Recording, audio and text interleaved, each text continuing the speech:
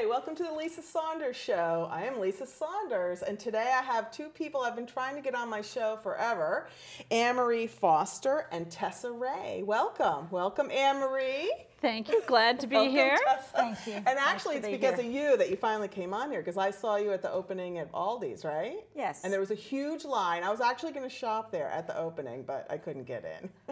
Did you ever get in? No, I was there with the Groton Business Association and some of their members just for the ribbon cutting. Okay, well, I was there, and you finally got Anne-Marie to agree to come on, because I've been trying for a long time.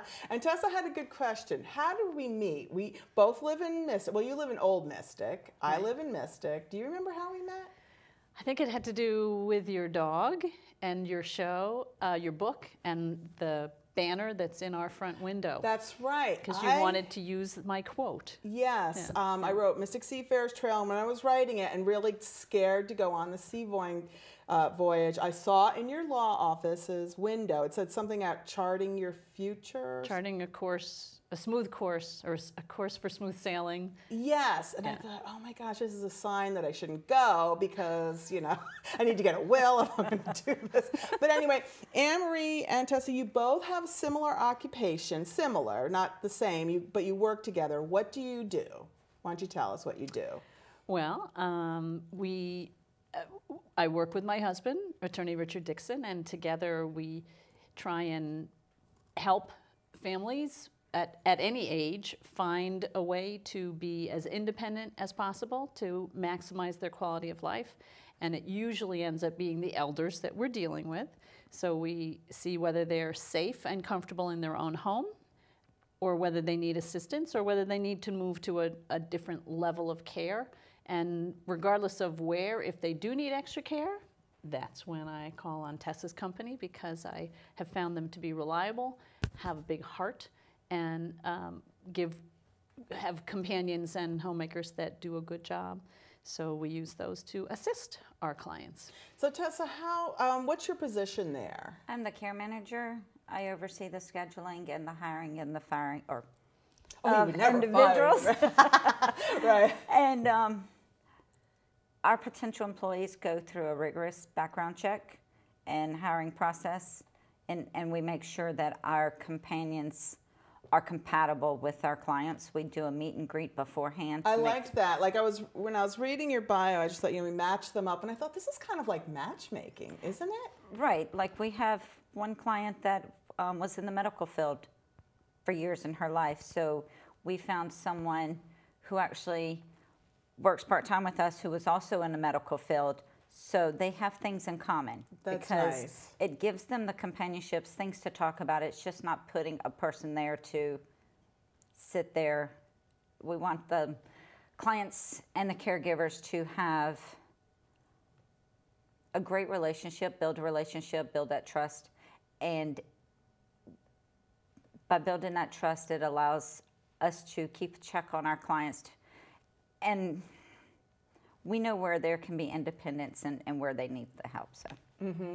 Like my sister-in-law does this. She's a companion to somebody just on Sunday in upstate New York, and it's so fulfilling. The woman's in her 90s, and she's always encouraging my sister-in-law, you can do this, on her other jobs, So it's just nice for her to have that older person to give her bit of experience. Right. So it's just they have so much fun together. And that's what I love about the elderly. If you just really listen, they have a lot of stories that they just need to tell. Some just need the companionship, but some are very eager to help you in things that you may not realize you need help in their life. And just listening to their stories, I've learned so much. Do you have an example of something you learned, or somebody just said something to you, oh, I needed to hear that, and I didn't know that I needed to hear that? Well, we have that one client that Tessa was able to involve us in, and that she is just an amazing trend-setting woman in her 90s, but led an unbelievable life, and we've been able to use her companions to be her scribes, and she's telling our story, which you're going to help us with, but to be an inspiration to young women. Right. And yeah, I just loved meeting amazing. her. Yeah. That was just, I'm getting goosebumps right now because it just was a thrill to hear those kind of stories. And I love story gathering, and these people are the ones with stories and some time now to tell them. Exactly. So I'm so glad you're taking advantage of that, because we need to hear those stories so we can be encouraged in whatever we're going through. And like you said, they need to tell them. Do you both have something in Alzheimer's? Or you get involved with Alzheimer's? Are you more the Hopefully lung we person? don't have it. No. But But I'm just saying, is that something that's good for just keeping the brain functioning if you're telling your stories and writing them down? That is a good way. Anne-Marie and I was talking about earlier today that we're hoping to start writing a journal for our children so they don't have to do this in the future. and we'll remember, they'll be able to go back and see things that happened in our life instead of us forgetting. Our company's very involved with the Alzheimer's Association. I'm a huge advocate, and I have a lot of my caregivers that are involved in it. and you have a lot of fundraisers for them. Yes, we do. We this is our third year going into the Walk to End Alzheimer's, and I just finished all of my certifications in the Alzheimer's program so I can better educate my employees. Is there anything nutritionally people can do, or is it more mental? Like, what can you? Are there things you can do to stave off? It's controversial. Certainly, mental exercise is good for the body, good for the mind. It helps you sleep better at night, and healthy eating is certainly a way to go. But each person is different. Like- Alzheimer's affects each person in different ways. Like, so there's I'm no taking- set one thing. Well, I learned something new. I'm in the Groton Senior Center taking an exercise class, and she's making us throw a ball against the wall and catch it. Yeah, But with exactly. our left hand. You know, if you're yes. normally right-handed. She said Yeah. this stuff is good for you, Yeah. and I thought, I guess I should start thinking about this. Well, let's put your watch on your other hand, brush your teeth with the other hand. So you've heard that too, that you should try to be, okay, because a friend of mine, Connie Howard, who's been on the show, gave me this mug for my show, because it's got an L on it, and I thought, oh no, I mean, because I drink this way, how's the camera going to see this L? But I thought, no, this is actually good for me. I'm going to remember to drink with my left hand. There you go. Everybody can see my L, and so this is going to keep my brain healthier? Yeah. I like to believe that when I was 15, I sprained my right arm, so it was geometry, high school geometry, and I had to write all the geometric figures, and I had to use my left hand. So I'm like, maybe I won't get Alzheimer's because I did that for 6 months while my arm was recovering. The Alzheimer's hope. Association offers a class periodically called the Virtual Dementia Tour.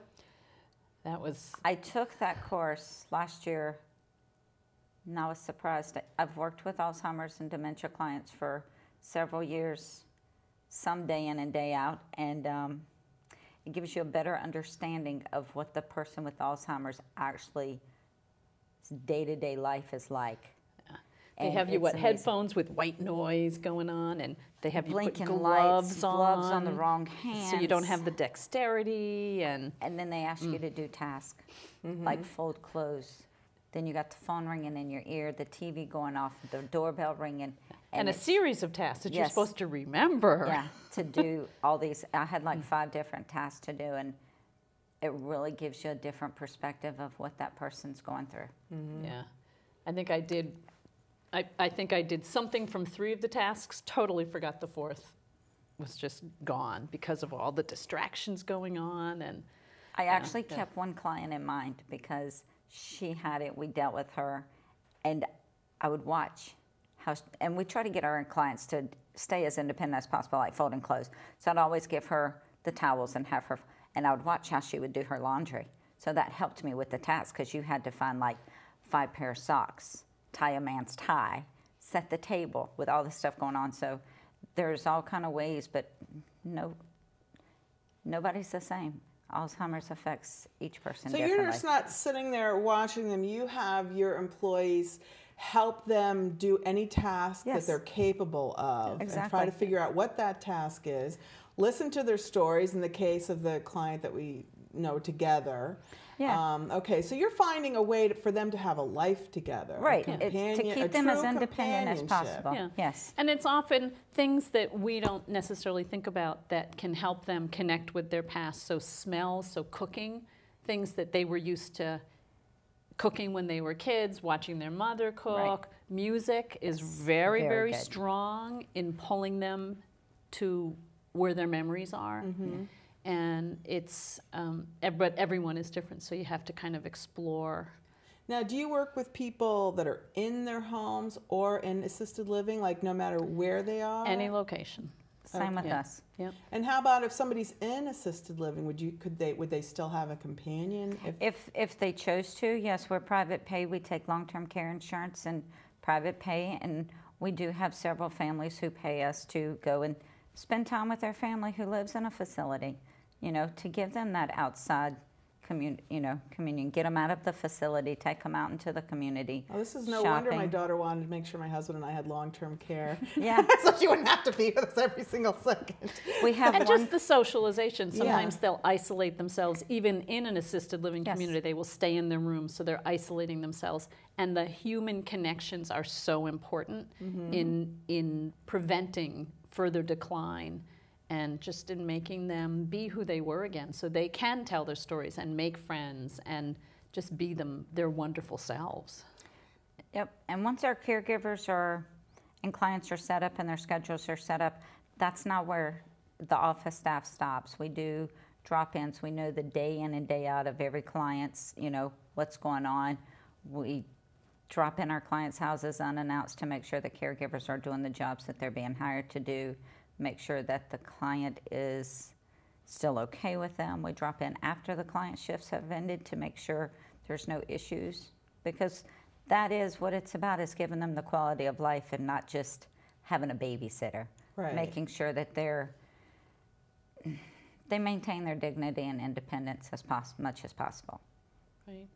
And it's one of the reasons that we like to work with Tessa's company, because we do have family members who just hire friends, or they heard about this person, so they're paying them privately. It puts them at risk unless they're withholding taxes and all of that. That puts them at risk as an employer, but they don't get that backup of Tessa checking on them, of if that person gets sick, there's someone else to cover the shift. Right. So it just is so much more peace of mind to use an agency. Yeah, I wasn't even thinking about the whole paying thing. Yeah. So because you have to worry about taxes and all that other and stuff. Yes, workers' comp and all of that. So we always recommend that our clients use an agency, and this happens to be the agency that we work with a lot. There becomes payer issues, and sometimes clients can't use a private agency. They have to use an agency that has a contract with the state, because they're on state-funded programs. So there's just the whole system is so complicated, and that's and that's you can my get role. Background checks, I assume. Yeah, we do national background checks because we are a military town, and it's so easy to live in Rhode Island, New York, to come to Connecticut and get a job. So we think it's very important for the families and the clients to know that we do a national background check, just not a state background check. I didn't know there was a choice. I thought when you got a background check, they were checking to see if you were awful in any state. No? Well, it depends on what your company pays for. We pay for a national background check. Okay. That's interesting. Do a lot of the seniors like to play games? Like, do you find out if you have employees that will play games? We do. We have this one client who thinks she's horrible at Scrabble, but she's actually amazing. And that's Thursday, Friday, Saturday, and Sunday is her Scrabble nights with her companions. And she doesn't like to be interrupted because that's her game. There you go. When I was caring for somebody who was older, he loved to play, what's that thing you do, the Yahtzee.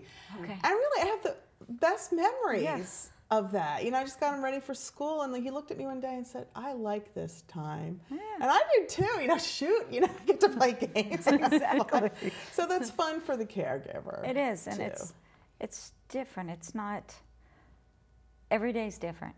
So do you do any of the caregiving yourself? Or are you at this point now where you don't, unless there's an emergency and somebody had to cancel? Or if I started out as a caregiver, And then within 6 months, I took on the position I'm in now. But if there is an emergency and a shift needs to be covered, we understand that life happens. So that's where Jackie and myself will jump in and we'll cover shifts if need be, because we always want the client to have the care. You know. Now, how did you meet? You're both in Fresh Connections, so tell me a little bit about Fresh Connections, because I'm sure a lot of people have heard of it, but maybe don't know what it is. Well, it's a women's-only networking group, business networking, and it's based on a unique profession, so there's no competition, but there is a lot of collaboration. We were founded, I'm one of the co-founders, we founded in January of 2010, so we've been around a long time. There's a Mystic one? Is there? Well, now there is just a Mystic one. There's just a Mystic one. We went from Mystic up to 11 chapters in Connecticut and Rhode Island, but then we were not able to, being busy, the other co-founder and I were not able to support the other chapters, so we had to pull our support out, and the members were too busy to run it themselves, so they all pulled out. But so we're back to our Mystic chapter, and we find a lot of collaboration within the chapter. So we have a couple other members that we have working with clients, and find that to be the best way. Rather than competition, you find ways to work together and collaborate, and our clients all benefit and win because of that. So. Well, I've been to, I gave a talk, I guess, why everybody should write a book. I think I gave that talk. So I love that you, because that's one thing I got out of it one time, is just learning how to say the elevator speech, because I never remember what I do when people ask me. So you all have to practice that each meeting? Well, if there's guests, then we do. If there aren't, we tend not to. We just give testimonials or talk about when we meet outside of the meeting, one-on-ones, trying to get to know each other better. So the goal is, it's twofold. We are a business organization, so we try and help each other's businesses grow, but we are also there to nurture other women's businesses in the chapter and to get to know each other, so that I would be willing to use somebody else to help my own mother or my sister or my daughter, so that it's a personal connection also. Well, I really I've enjoyed the couple times that I've gone. You have it at the Mystic Yacht Club, right? Yes, we do. That's fun. I like that building with your brick and everything. Yeah. That's really pretty. We keep trying to get you to join, but you're just too independent. Oh, sailing. How interesting. No, I meant Fresh Connections. Oh, Fresh Connections. Yeah. So you met your husband, you didn't meet him sailing, but that's when he decided to marry you because your boat was sinking or something and you were cooking stew even though you were sinking. I can't remember. It was some sort of cute story like that. Yes, after we were rescued by the Coast Guard and were escorted back to a harbor where we were a sump pump was hooked up, so it was running non-stop because the boat was leaking that much. It was a brand new to us boat, and first time we'd taken it out, and we're planning on bringing it from Stonington, Maine to Stonington, Connecticut, and we only made it to Rockville. So then we had 5 days of food on board, and I said, the harbor master said, well, I can tell you where all the good restaurants are. And I said, I've got 5 days of food in this freezer. I'm going to cook some food. So I made a spaghetti dinner. And so this isn't while you were sinking. This is when you were This is pulled after in. we were safe. Okay. Yes. Made a spaghetti dinner and a salad. And we have a little wood stove. So the sump pump's running, but we had our wood stove warming up the place, taking out some of the moisture. It was Columbus Day. A wood stove on a boat? On a wooden That's boat. what I'm thinking. Yeah, a little tiny wood stove. I have to look at that. I've never actually been on your boat. I see it. Your boat is gorgeous because you have it docked. What's that dock called? Schooner Wharf. Schooner Wharf, and you decorate it with Christmas lights. Yeah, so it's a tall thing. Well, she's a 1932 32-foot Alden schooner, cutter, excuse me, and so she is of an age and of an era. So that was very classic to have a little wood stove because you sail all season if possible, and it gets a little damp, so you dry things up. So I had the dinner all set on the table, and my then boyfriend, significant other, sat down, and I pulled the hot rolls out of the oven. And that's when he said, okay, I'll do it. I said, do what? I'll marry you. That is cute. That's just a good sailing type mystic story. And I've seen you cook in very unusual, chaotic circumstances. So I have to say, I'd marry you too. I mean, you really, do you like to cook a lot? Yes, I do. That's great. Because it's, I was reading your bio, you do 400 things. All right, one thing I was curious, what the heck is, I always hear about this, and I should know because I'm a writer, but what is a white paper? And you are the author of the white paper. Co-author. Co-author, when no one cares, why we need to save Connecticut's direct care workforce. First of all, what's a white paper, and what does this paper mean that you wrote? A white paper is an informative, educational type paper with a lot of citations, so it's based on a lot of research. I was a member of a team of the M Team. It's part of the Senior Resources Agency on Aging in Norwich, which serves this southeastern Connecticut.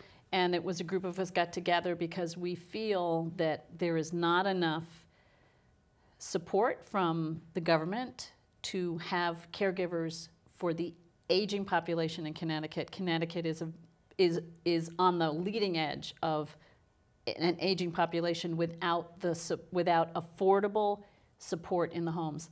The adult children are all working or have moved out, so they're not even around to offer the support. So it is up to the elders to, number one, acknowledge they need the support, and number two, to be able to afford them and to find them. We don't have enough caregivers to provide the care that is needed for our aging population. And so we did a lot of research based on programs all over the country. We presented it to the Connecticut State Legislature in May of 2009, and I'm sad to say they have not implemented any of the suggestions, but it is still, the paper is still quoted at the national level, and we still have hopes. At the national level of what? Like, what national level? In D.C., it's been quoted a couple times. It's been cited in other So where papers. Is it? Like, is it something that's officially published? It is it's available on the Senior Resources website. Okay, so that's an organization. Senior Resources is partially funded by the federal government to be a resource for the aging population. Okay. So they will help people sign up for Medicare Choices, for the supplemental programs. They offer respite funding for respite care through grants. They do a lot of. So then that helps you when somebody comes to you, if the senior comes to you or a child of a senior comes to you, you know all the things that could be available to the senior. I mean, even just little things like Meals on Wheels. I mean, okay, because like my mother-in-law wouldn't do it. We didn't live there, and I said, Mom, you can pay for it, even. You know what I mean? And no, I don't want that. So then it all fell to the one child that lived near her to do everything. And it's usually a female child. It wasn't. It was a male. That's good. And but he had his own business, and that's, it's not easy. I mean, he loved doing it, but I'm just saying, how can you get seniors to not solely rely on their child who might be so exhausted and be really thankful that mom is taking up, Well, and that's where, as a geriatric care manager, I am often considered to be a proxy family member because there may not be any family here. Mm-hmm. I have several clients that are elderly, never had children, are widowed because they outlived 3 husbands, one of them. Wow. So they have nobody, so that's when no one cares. What do you do? Somebody has to step in and help. And so we get referrals from different agencies or rehab facilities, long-term care facilities, where they're seeing somebody needs to be there for this person. So we advocate and try and But do you ever step in between a child and a mother where the child says, please get my mother to accept some help because I'm exhausted? I mean, how do you do that? Absolutely. Yeah, well, because mothers don't want to, some mothers don't want to hear that. And you have to approach each person differently. Yeah. And it's not it doesn't always work. But so how do you get the mother to at least consider a stranger? Do you know what I mean? Is that where the meet and greet, like if you could talk them into just meet one of our I don't know, what do you do to at least get them to think beyond their child, calling their child 24/7? Well, sometimes it's tough love that the child's just not available. Yeah, they don't answer the phone as frequent, or they don't come by as often because they know they're in good hands. And they know that if something happens, they would be contacted for an emergency and stuff. But each case is different. I've really not had any difficult situations. Because I just know with my mother-in-law, I just felt bad because she wouldn't take any of the free stuff that was offered. And a lot of them don't feel that they're entitled to it. But we try to explain to them, you know, but ours aren't free, so I don't know. Right. No, but even Meals on Wheels, you can pay for it. Right. Do you know what I mean? So that you're not feeling like you're taking something that you could afford. Well, sometimes it's bargaining chip, and you try and just say, so the daughter can say, do me a favor and just try it for 2 weeks. That's so you that's a good you do those solution. trials. Just, right. You know, as if the child could just say that, please. So you just sort of baby steps to try and get them to accept. And generally, in the human brain, 2 weeks is a reasonable trial to see if you're going to like something or not. And generally speaking, people will often go that route because they don't want to be a burden on the child, so we also can lay the guilt card on them. And sometimes that's what you have to do. And you know, you don't want to burn out your children. We know that's not what your goal is. How about you try this out? Like, as I was impressed, I did a story a while ago on Meals on Wheels, and some of the people I talked to found people that had fallen in their tub or fallen in the house, and this is the only person that was able, because if somebody doesn't answer that normally does, they get involved. And I'm thinking, oh my gosh, I want Meals on Wheels, you know. And I'm calling, now that my mom's a widow, I worry every day, has she fallen? So, Mom, if you've fallen, how are you going to tell me if you did or not? And those are certainly some of the programs, that a daily phone call at a certain time, and that person may start to look forward to it and to rely on it, that it's a friendly voice on the other end of the phone. And so there's all kinds of, there's books and books on techniques of how to and the life alerts, you know, all the different medical alerts that the seniors can have in their homes. So they wear like a watch or they wear like a necklace. Yeah, good luck getting me convinced by, I don't know if she's going to watch the show or not, but good luck me getting my mother to do that. Because I said, Mom, can't you just carry your cell phone with you because if you fall out in the yard? Because I heard of somebody freezing to death on their driveway, and this is a friend's father. I mean, this stuff frightens me. It does. Sure. You try and get neighbors involved if possible, just to have as many eyes and ears as possible on the elder. My dad, after my mom passed away, he was sort of moving up to Connecticut to be with me. So he'd be, on weekends I'd go down and he'd have piles to Connecticut, to yard sale, and then the dumpster. So I would take stuff from to Connecticut, put it in the yard sale pile, take stuff from the yard sale pile, put it in the dumpster pile, and he'd rearrange it all. Yes. But one day he fell going into the dumpster. He was 90 years old. His job for the Rotary, he was an electrician. Actually, we only have about a minute left. Whoa. So, tell me, we didn't get to talk about your cat, which I wish we could have because that was in your bio. And I love to hear about people's pets. But is there anything you wish I had mentioned or that we discussed? Or we'll just tell people how they can find you if they want to talk to you about anything.